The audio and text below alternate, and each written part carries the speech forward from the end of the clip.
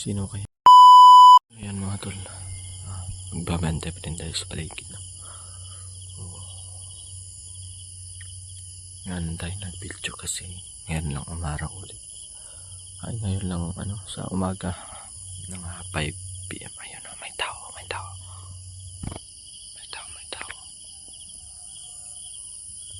Yes, nasabi ko ba?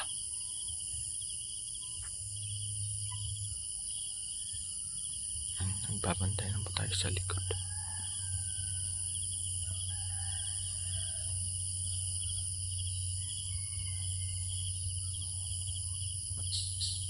Si dito kagabi, iwan ko lang kung sino yon, pero may nakaano dyan, nagpapashlight, nag-iilaw. Alam nyo naman, pag dyan dadaan ay delikado talaga. So hindi na po namin pinuntahan kagabi mga tol, no? Kasi malayo na po yung flashlight. Dito na lang kami sa paligid, nag-aantay, nag-aabang po para in case po na lumapit sila ay maharangan namin at kami maka-alerto kami mga tol. Yun, good morning po sa ating lahat mga tol. So nagbabantay lang po tayo, no? So hindi pa po kumpleto yung tulog natin kasi dahil nga sa nangyayari. Ayun, no? So yan mga tol, maglibot-libot na po tayo, no? Kasi umaga na. Agabi po mga tol, no? Hindi po tayo nakapaglibot-libot ng maayos. Gabi na po. So yung nangyayari po mga tol, no, kahapon nag-report na po tayo. So may mga naman dito na nagbabantay, pero hindi sila palagi dito mga tol. Pumapunta lang po sila dito pero hindi nag-i-stay. So kahit ganon mga tol, hindi tayo magpapakampante.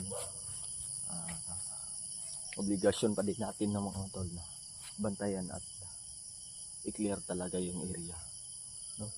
So ganyan, no? Habang hindi pa po nakauwi sila kay Pinono, layunin na po namin na magbantay dito sa paligid. Yan na, may mga kalabaw pa dito. Hindi pa din mawala yung mga dapat may dala talaga in case po na may mangyaring masama po ito, ay alert po tayo mga tol. So papansin nyo na mga tol, bagong gising po tayo kasi nakatulog tayo sa pagbabantay. Nakabola nga ako ng pagbabantay. Si George mga tol ay nakatulog rin naman to yun, pero ilang oras lang po mga tol. So dito ko po napansin kagabi mga tol na may nag flashlight ba, pero hindi ko alam, baka lang yun, may ginagawa kasi may malapit naman na bahay dyan, pero baka ginawa din nilang kampo yan. Pero mga tol, napapansin ko lang kasi mga tol, mas uminit na po yung sitwasyon ngayon kasi nung nakaraang gabi kasi mga tol, nakita nyo naman po mga tol, no, na may armado na po. Ayan, may armado na po mga tol, na parang narunto na po yung bahay ni Pepino, no? Kaya mas lalong pinahigpit po namin yung pagbabantay dito mga tol. Oras-oras mga tol, nililibot po namin itong area na to, no? Kasi pag hindi namin yung ginawa, baka mas lalaki yung tsansa ng mga kalaban na makalapit sila ng maayos. Kasi hindi naman talaga to sa nila yan lulusobin, kasi may baril kami, makakalaban kami kung ano man ang mangyari. Delikado sila kapag lulusob sila kagad, kasi nakareport na po ako, alerto na po, no? So pag kunting galaw mga tol, ayan, putukan ka na agad. Pero hanggat may iwasan natin mga tol na magpaputok, kasi para hindi po maalarma yung mga tao dito, hindi matrauma ba kung ano man yun, basta iniwasan po namin, no?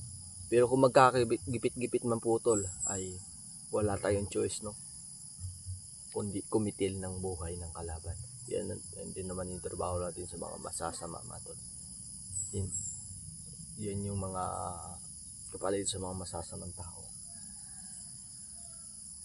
Yan, pagpasensyahan na po mga tol, no? Bagong gising po tayo. Yan lang po yung tulog natin. Ilang oras lang po. Ay, nagbabantay kasi tayo palagi dito sa paligid. Gabi. Inikot ko na po dun sa unahan. Yung bali entrance ng daanan dyan. Minsan pinapuntahan ko po kung George baka may magbalik doon na dumaan. Mag-report ka sa akin. So, good news naman, wala pa naman mga tol. Pero dito yung pinagtataka ko mga tol. Dito banda. Kasi alam nyo naman. Dyan. Yan. Ano. Pag. Yan. Ilagay ko pa na itong camera pa.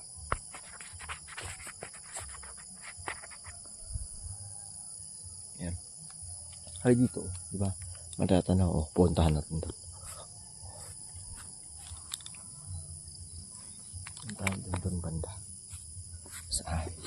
Tarawang ko dyan akong short na ako mga tol.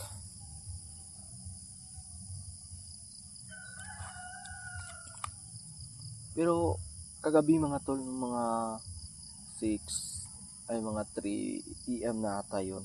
May ano,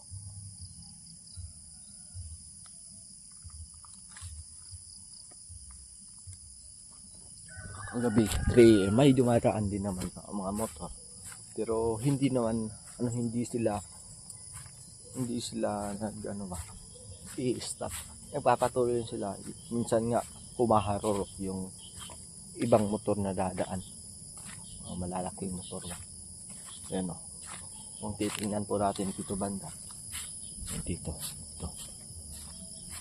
Dito tayo pwesto para makita nyo mga tol kung bakit mas delikado po rito banda mga tol. Ito banda o.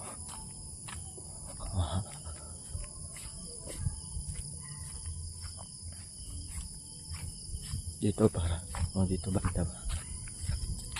Yan o. Kung tatanawin po natin mula dito hanggang doon mga tol ay mas delikado. Ayan o. Diba? I-zoom natin. Yan. Mas matatanaw nila kami. At mas delikado kasi ng area dito. Hindi namin pupuntahan pag gabi na masyado. Diyan lang kami George. Diyan kami magtatago kung may makakaibang kilos po mga tol. Diyan. Hanggang doon lang. Hindi namin kasi may bahay din diyan. Baka mapag kami ng pero aware naman sila mga tol na may kailangan po sila magbantay diyan dahil nga sa nangyayari. Report na po ako sa barangay. At may mga tanod din naman nagbabantay sa baligid. Diyan o. Kasi diyan banda mga tol. May daan diyan. May highway. Yung tawag diyan basta simento na po yung daan dyan. Kaya may posibilidad talaga mga tol na dito lang dadaan yung mga kalaban kapag alam na po nilang lahat na yun, malaki-laki po yung area dito. Hindi naman masukal yung area. Dito lang banda may pagtataguan sila. Ayan kung tatanawin po natin mga tol, ayan. Yan, kung tatanawin po natin yung bahay ni Kay Pinuno, ay matatanaw lang po ng direktahan at makapagtago pa sila. Kaya kagabi mga tol, nung may nakita ko nagpapasidad dito, nag-iilawan. Pero ang lang yun, dalawa lang po yung nakikita ko. Ang isa lang yung may dalang flashlight. Pero wala naman ako nakitang may baril silang dala. Baka pistol lang po o Kasi pabalik-balik yung ginawa nila kagabi dito. Trinay ko nga po i-contact si Kuya Pinuno pero hindi ko pa po makontak mga tol. Iwan ko na po kung anong sitwasyon po nila doon. Sana po maging safety na po sila. Sana po makauwi na po sila dahil po sa nangyayari dito. Kami lang George yung nagbabantay dito mga tol. Kung ano man yung mangyari po mga tol, gagawin po namin ang lahat kahit buhay po namin ng kapalit. Alam niyo naman mga tol, andito yung pamilya ng Pinuno. obligasyon po namin, obligasyon ko na protektahan po ang pamilya ni Pinuno. O kahit wala tayong masyadong tulog, hindi na nga ako masyado kumakain para hindi maano yung oras ba. Kasi pag magano kami ng oras mga tol, hindi kami magbantay. Pero ang delikado lang talaga ngayon mga tol is gabi po mga tol. Ay kung umaga naman hindi po sila makapag-tsempo kasi nakikita po na nadudungaw po namin at malayo po nakikita namin. Pero pag gabi mga tol, dyan sila umaatake. Mga nasa 12 to 1 AM na po sila umaatake. Kagaya kagabi, dito yung sinabi ko, may nag-iilawan dito, ilawa sila.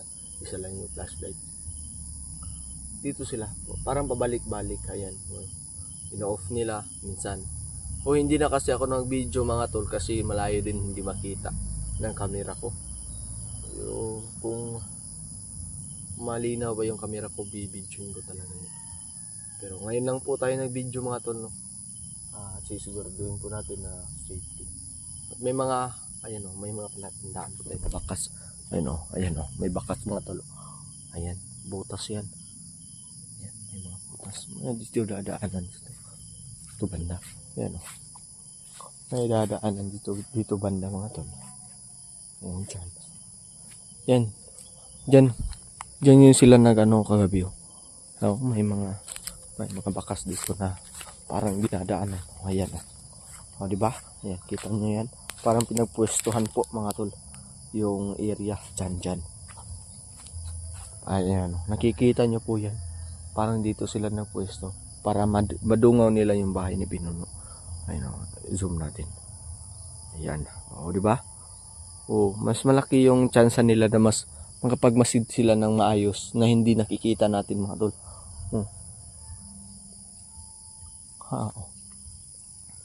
May tao.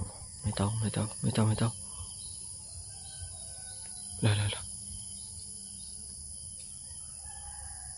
Sino kaya yun mga tol? Baka nagpapanggap lang yan, nakalaman pa. Ayun. Hindi mga tol. Wala naman yan kanina. Baka nagpapanggap lang yan ba? Alerto lang tayo mga tol ha. At ano nangyari?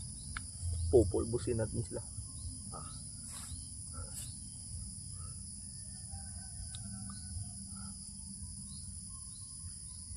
So, yun, good morning po. Yan mga tol. Mga bagong gising po dyan. Good morning po. Yan, panibagong mission na naman sa araw na ito mga tol. Panibagong pagsubok na kailangan po natin malampasan mga tol. Ayan. Hindi pa nga tayo nag-toothbrush mga tol. Ayan. Yung mga bata nga, sinasabihan ko po na huwag na kayong, kasi minsan umiiyak yung mga bata mga tol pag namimiss daw nila yung papa nila, yung ganun. Sabi ko nga, huwag kayong umayak dahil babalik na po yung papa niya, ano? Ang sa akin lang, huwag kayong lumabas ng bahay, dito lang muna kayo sa loob hanggat hindi pa okay yung sitwasyon sa labas. So ayan, nagpaano naman, so minsan yung si Pinuno liit, matigas yung ulo nun, parang lalaki na digas yun.